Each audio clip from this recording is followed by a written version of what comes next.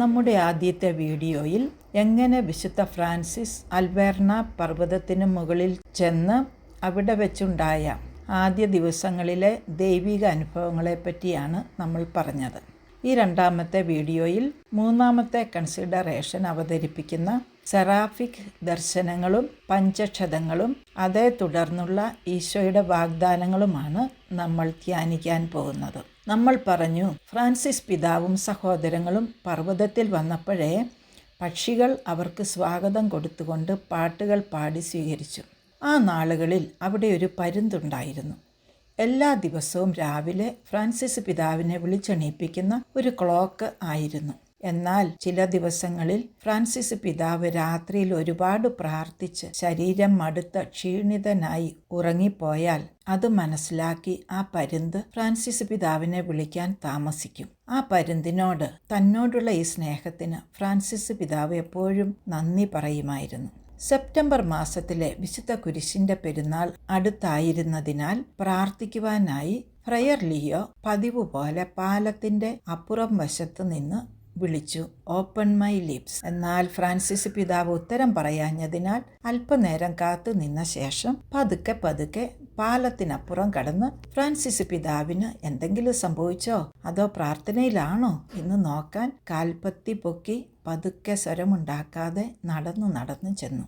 എപ്പോഴും കാണുന്ന ഭാഗത്ത് കാണാഞ്ഞതിനാൽ ഏതെങ്കിലും മരത്തിന്റെ അപ്പുറത്ത് കാണുമെന്നോർത്ത് കുറെ ഇതിലേ നടന്നു. അപ്പോൾ ഫ്രാൻസിസ് വീണ്ടും അന്തരീക്ഷത്തിൽ പൊങ്ങി നിന്ന് ഈശോയോട് സംസാരിക്കുന്നത് കണ്ടു. ഇങ്ങനെ ആവർത്തിച്ച് പ്രാർത്ഥിച്ചുകൊണ്ട്, നീ ആരാണ് എൻ്റെ ഏറ്റവും മധുരമുള്ള ദൈവമേ? ഞാൻ എന്താണ്? ഏറ്റവും നീചമായ പുഴുവും ഒന്നിനും കൊള്ളില്ലാത്ത ഒരു ദാസൻ.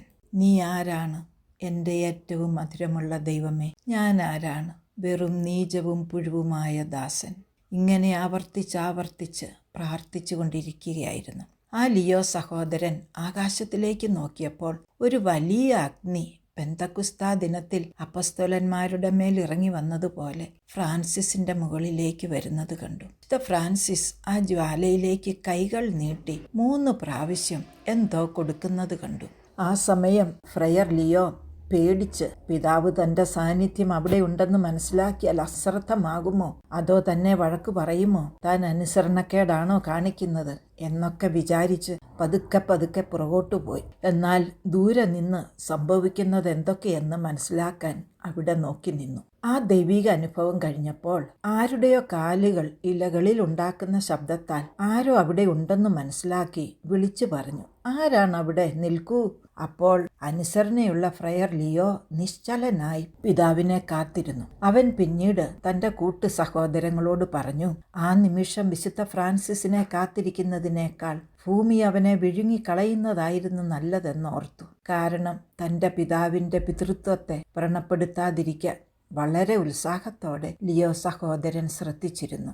പിതാവ് അവൻ്റെ അടുത്തെത്തിയപ്പോൾ ഫ്രയർ ലിയോ വിശുദ്ധ ഫ്രാൻസിസിന്റെ മുമ്പാകെ മുട്ടുകുത്തി തൻ്റെ കൽപ്പനയ്ക്ക് വിരുദ്ധമായി ചെയ്ത അനുസരണക്കേടിന്റെ കുറ്റം ഏറ്റുപറഞ്ഞു. ഒരുപാട് കണ്ണീരോടെ ക്ഷമാപണം നടത്തി. അപ്പോൾ വിശുദ്ധ ഫ്രാൻസിസ് അവനോട് പറഞ്ഞു, എൻ്റെ കുഞ്ഞാടെ, നീ എന്തിനാണ് ഇവിടെ വന്നത്? എന്നെ വന്ന് നോക്കരുതെന്ന് ഞാൻ നിന്നോട് പറഞ്ഞിട്ടില്ലേ? വിശുദ്ധ അനുസരണത്തിന്റെ പേരിൽ നീ എന്തെങ്കിലും കണ്ടോ കേട്ടോ എന്നെന്നോട് പറയുക. ഫ്രയർ ലിയോ അപ്പോൾ മറുപടി പറഞ്ഞു, പിതാവേ, നിങ്ങൾ സംസാരിക്കുന്നതും പലതവണ പറയുന്നത് ഞാൻ കേട്ടു. എൻ്റെ ഏറ്റവും മധുരമുള്ള ദൈവമേ, നീ ആരാണ്? ഞാൻ വെറും നീചവും പുഴുവും ഒന്നിനും കൊള്ളില്ലാത്ത ഒരു ദാസൻ. അതിനുശേഷം താൻ കേട്ട വാക്കുകൾ വിശദീകരിക്കാനും തനിക്ക് മനസ്സിലാകാത്തത് അവനോട് പറയാനും ഫ്രയർ ലിയോ ഭക്തിയോടെ അപേക്ഷിച്ചു. അപ്പോൾ വിനീതനായ ഫ്രയർ ലിയോയ്ക്ക് ദൈവം തൻ്റെ ലാളിത്യവും വിശുദ്ധിയും കാരണം ചില കാര്യങ്ങൾ കേൾക്കാനും കാണാനും വെളിപ്പെടുത്താനും ദൈവം അനുവദിച്ചു എന്ന് കണ്ടപ്പോൾ വിശുദ്ധ ഫ്രാൻസിസ് താൻ ആവശ്യപ്പെട്ടത് വെളിപ്പെടുത്താനും അവനോട് വിശദീകരിക്കാനും തയ്യാറായി. അവൻ ഇപ്രകാരം സംസാരിച്ചു, എൻ്റെ കുഞ്ഞാടെ, നീ അറിയുക, നീ കേട്ട ആ വാക്കുകൾ ഞാൻ പറയുമ്പോൾ എൻ്റെ ആത്മാവിന് 2 വെളിച്ചങ്ങൾ ദൈവം തന്നു. ഒരു ഭാഗത്ത് ഞാൻ ദൈവത്തിൻ്റെ അനന്തമായ നന്മയുടെയും ജ്ഞാനത്തിൻ്റെയും ശക്തിയുടെയും അഗാധത കണ്ടു. അതേസമയം മറ്റൊരു ഭാഗത്ത് എൻ്റെ നികൃഷ്ടതയുടെയും കഷ്ടതയുടെയും ആഴം കണ്ടു. അതിനാൽ ഞാൻ പറഞ്ഞു, എൻ്റെ ഏറ്റവും മധുരമുള്ള ദൈവമേ, നീ ആരാണ്? ഏറ്റവും നീചവും പുഴുവുമായ ഞാൻ ആര്? നീ കണ്ട ആ ജ്വാലയിൽ എന്നോട് ചോദിച്ചു ദൈവം, എന്താണ് എനിക്ക് കൊടുക്കാനുള്ളതെന്ന്. ഞാൻ ഇട്ടേക്കുന്ന ഉടുപ്പും ചരടുമല്ലാതെ എനിക്കൊന്നുമില്ല എന്ന് ഞാൻ പറഞ്ഞു. പിന്നെ ഞാൻ നിന്റെ മഹത്വത്തിനായി എന്ത് സമർപ്പിക്കും? അപ്പോൾ ദൈവം എന്നോട് പറഞ്ഞു, നിന്റെ മടിയിൽ അന്വേഷിപ്പിൻ. ഞാൻ മടിയിൽ നോക്കിയപ്പോൾ 3 പവിഴമുത്തുകൾ കണ്ടു. ഈശോ എന്നോട് പറഞ്ഞു, അതെനിക്ക് തരിക. ഞാനത് 3 പ്രാവശ്യമായിട്ട് ഓരോന്നും ഈശോയുടെ കയ്യിൽ കൊടുത്തപ്പോൾ അത് 3 സ്വർണ്ണക്കനികളായി പവിഴമുത്തുകളായി മാറി. അപ്പോൾ എനിക്ക് മനസ്സിലായി, ഇങ്ങനെ ജീവിച്ചാൽ, എൻ്റെ 3 വ്രതങ്ങൾ നന്നായി ജീവിച്ചാൽ എനിക്ക് ദൈവത്തെ പ്രസാദിപ്പിക്കാൻ പറ്റുമെന്ന്. വിശുദ്ധമായ അനുസരണത്തെയും ഉയർന്ന ദാരിദ്ര്യത്തെയും ഉജ്ജ്വലമായ വിശുദ്ധിയെയും പവിഴമുത്തുകൾ സൂചിപ്പിക്കുന്നു. എൻ്റെ മനസാക്ഷി എന്നെ ഒന്നും കുറ്റപ്പെടുത്താത്ത വിധം പൂർണ്ണമായി നിരീക്ഷിക്കാൻ ദൈവം ഇത്രയും നാൾ എനിക്ക് കൃപ തന്നു. അതിനുശേഷം ഫ്രാൻസിസ് പിതാവ് ലയോയെ കൊണ്ട് 3 പ്രാവശ്യം ബൈബിൾ തുറപ്പിച്ചു. അപ്പോഴെല്ലാം ഈശോ മിശിഹായുടെ പീഡാനുഭവത്തെയും മരണത്തെയും കുറിച്ചുള്ള അധ്യായങ്ങളാണ് വന്നത്. അപ്പോൾ ഫ്രാൻസിസ് പിതാവ് പറഞ്ഞു, ഇനി ഏതാനും ദിവസങ്ങൾക്ക് ശേഷം ലോകം മുഴുവൻ ആശ്ചര്യപ്പെടുന്ന വിധം മഹത്തായതും അത്ഭുതകരവുമായ കാര്യങ്ങൾ ദൈവം ഈ മലയിൽ ചെയ്യും. ഈ ലോകത്തിലെ ഒരു സൃഷ്ടിയോടും അവൻ ചെയ്തിട്ടില്ലാത്ത ചില പുതിയ കാര്യങ്ങൾ എന്നിൽ ചെയ്യും. ആ നിമിഷം മുതൽ വിശുദ്ധ ഫ്രാൻസിസ് ദൈവിക ധ്യാനത്തിൻ്റെയും ദൈവിക ദർശനങ്ങളുടെയും മാധുര്യം കൂടുതൽ ആസ്വദിക്കാനും അനുഭവിക്കാനും തുടങ്ങി. അവയിൽ ഏറ്റവും വിശുദ്ധമായ പഞ്ചക്ഷതം മുദ്ര കുത്തുന്നതിനുള്ള ഒരു ഉടനടി തയ്യാറെടുപ്പ് അദ്ദേഹത്തിനുണ്ടായിരുന്നു. അതിങ്ങനെയായിരുന്നു. സെപ്റ്റംബർ മാസത്തിലെ ഏറ്റവും വിശുദ്ധ കുരിശിൻ്റെ തിരുനാളിന് തലേ ദിവസം വിശുദ്ധ ഫ്രാൻസിസ് തൻ്റെ മുറിയിൽ രഹസ്യമായി പ്രാർത്ഥിക്കുമ്പോൾ ദൈവത്തിൻ്റെ ദൂതൻ അവന് പ്രത്യക്ഷപ്പെട്ട് ദൈവനാമത്തിൽ അവനോട് പറഞ്ഞു, ദൈവം നിനക്ക് തരാൻ ഇച്ഛിക്കുന്നത് സ്വീകരിക്കാനും നിന്നിൽ പ്രവർത്തിക്കാനും വിനയത്തോടെയും ക്ഷമയോടെയും സ്വയം തയ്യാറെടുക്കുകയും ചെയ്യണമെന്ന് ഞാൻ നിന്നെ പ്രബോധിപ്പിക്കുകയും ഉപദേശിക്കുകയും ചെയ്യുന്നു. വിശുദ്ധ ഫ്രാൻസിസ് മറുപടി നൽകി, എൻ്റെ കർത്താവ് എന്നോട് ചെയ്യാൻ ആഗ്രഹിക്കുന്നതെല്ലാം ക്ഷമയോടെ സഹിക്കാൻ ഞാൻ തയ്യാറാണ്. ഇത് പറഞ്ഞിട്ട് ദൂതൻ പോയി. അടുത്ത ദിവസം വന്നു, ഏറ്റവും വിശുദ്ധ കുരിശിൻ്റെ ദിവസം. വിശുദ്ധ ഫ്രാൻസിസ് പ്രഭാതത്തിലോ മുറിയുടെ കവാടത്തിനു മുമ്പാകെ പ്രാർത്ഥിക്കാൻ തയ്യാറായി കിഴക്കോട്ട് മുഖം തിരിച്ചു. ഇങ്ങനെ പ്രാർത്ഥിച്ചു, ഓ എൻ്റെ കർത്താവായ യേശുവേ, ഞാൻ മരിക്കുന്നതിനു മുമ്പ് എനിക്ക് 2 കൃപകൾ നൽകണമെന്ന് ഞാൻ നിന്നോട് അപേക്ഷിക്കുന്നു. ആദ്യത്തേത്, എൻ്റെ ജീവിതകാലത്ത് എൻ്റെ ആത്മാവിലും ശരീരത്തിലും കഴിയുന്നിടത്തോളം അങ്ങയുടെ ഏറ്റവും കൈപ്പേറിയ പീഡാനുഭവത്തിൻ്റെ സമയത്ത് നിങ്ങൾ അനുഭവിച്ച ആ വേദന എനിക്ക് തരിക. രണ്ടാമത്തേത്, ദൈവപുത്ര, പാപികളായ ഞങ്ങളെ രക്ഷിക്കാൻ സ്വമേധയാ പീഡാനുഭവം സഹിച്ച നീ ആ അതിമനോഹരമായ സ്നേഹം സാധ്യമാകുന്നിടത്തോളം എൻ്റെ ഹൃദയത്തിൽ അനുഭവിക്കണം. ഞങ്ങളെ എന്തേരം സ്നേഹിച്ചോ ആ സ്നേഹം മൊത്തം എൻ്റെ ഹൃദയത്തിൽ എനിക്ക് അനുഭവിക്കണം. അങ്ങനെ ഈ 2 കാര്യം, ഈശോ അനുഭവിച്ച വേദനയും ഈശോ നമ്മളെ സ്നേഹിച്ച ആ സ്നേഹവും, ഇത് 2മാണ് ഫ്രാൻസിസ് പിതാവ് ഈശോയോട് ചോദിച്ചത്, സ്നേഹിക്കാനും സഹിക്കാനും. അങ്ങനെ ഈ പ്രാർത്ഥനയിൽ ഒരുപാട് സമയം തുടർന്നപ്പോൾ ദൈവം തന്നെ കേൾക്കുന്നുവെന്നും ഒരു സൃഷ്ടിക്ക് സാധ്യമാകുന്നിടത്തോളം മേൽപ്പറഞ്ഞ കാര്യങ്ങൾ അനുഭവിക്കാൻ തന്നെ അനുവദിക്കുമെന്നും അവനറിയാമായിരുന്നു. ഈ വാഗ്ദാനത്തോടെ വിശുദ്ധ ഫ്രാൻസിസ് ക്രിസ്തുവിൻ്റെ പീഡാനുഭവത്തെക്കുറിച്ചും അവൻ്റെ അനന്തമായ സ്നേഹത്തെക്കുറിച്ചും വളരെ ഭക്തിയോടെ ധ്യാനിക്കാൻ തുടങ്ങി. അവനിൽ ഭക്തിയുടെ തീഷ്ണത വർദ്ധിക്കുകയും സ്നേഹത്തിലൂടെയും കരുണയിലൂടെയും അവൻ യേശുവായി രൂപാന്തരപ്പെടുകയും ചെയ്തു. ഈ ധ്യാനത്തിൽ സ്വയം ജ്വലിച്ചു. അതേ, പ്രഭാതത്തിൽ സ്വർഗത്തിൽ നിന്ന് ഒരു സെറാഫിക് 6 ചിറകുകൾ തിളങ്ങുന്നതും ജ്വലിക്കുന്നതുമായി വരുന്നത് കണ്ടു. അതിവേഗം പറന്ന് വിശുദ്ധ ഫ്രാൻസിസിൻ്റെ അടുത്തേക്ക് ചെന്നു. അതിനാൽ അവനെ വ്യക്തമായി മനസ്സിലാക്കാൻ അദ്ദേഹത്തിന് കഴിഞ്ഞു.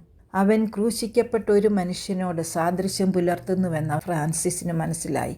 അവൻ്റെ തലയ്ക്ക് മുകളിൽ നീണ്ടുകിടക്കുന്ന 2 ചിറകുകൾ 2 പറക്കാൻ വിരിച്ചു. മറ്റ് 2 അവൻ്റെ ശരീരം മുഴുവൻ മൂടിയിരുന്നു. ഇത് കണ്ട് വിശുദ്ധ ഫ്രാൻസിസ് വല്ലാതെ ഭയപ്പെട്ടു. അതേസമയം സന്തോഷവും സങ്കടവും അത്ഭുതവും കൊണ്ട് നിറഞ്ഞു.